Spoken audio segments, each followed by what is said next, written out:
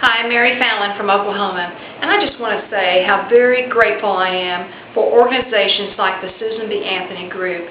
Thank you so much for all that you do to stand for life, to stand behind those of us who support life in Congress.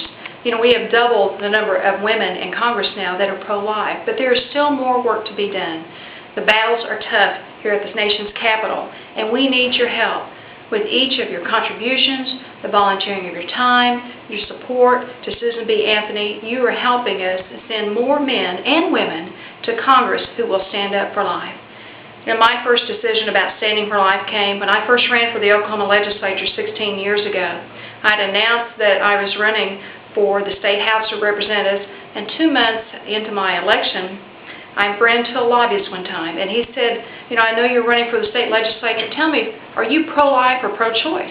And at the time, I hadn't really thought about it, but I told the lobbyist, I said, well, you know, I'm pro-life. That's just where I'm at. And he said, well, what would happen if you ever should become pregnant while you're running for office? You're running for the state legislature. He says, you know, you'd be totally ineffective. Nobody would vote for you. You wouldn't be able to have a baby and run for office at the same time. And I was actually kind of stunned that someone would have that opinion.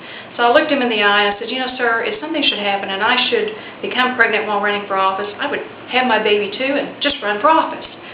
And sure enough, little did I know, and maybe it was a little prophetic word to me, that at that particular point in time while campaigning and running for office, I actually was pregnant. And so when election night came for the primary, I was 8 months pregnant. And then I had my son right between the primary and the general election. And on the general election night, I had a 1.5-month-old baby and a 3-year-old. And I just tell you that story because the choice between aborting a baby, aborting your own child, just for personal satisfaction or inconvenience, to me was such a life-changing decision to have someone approach me with that.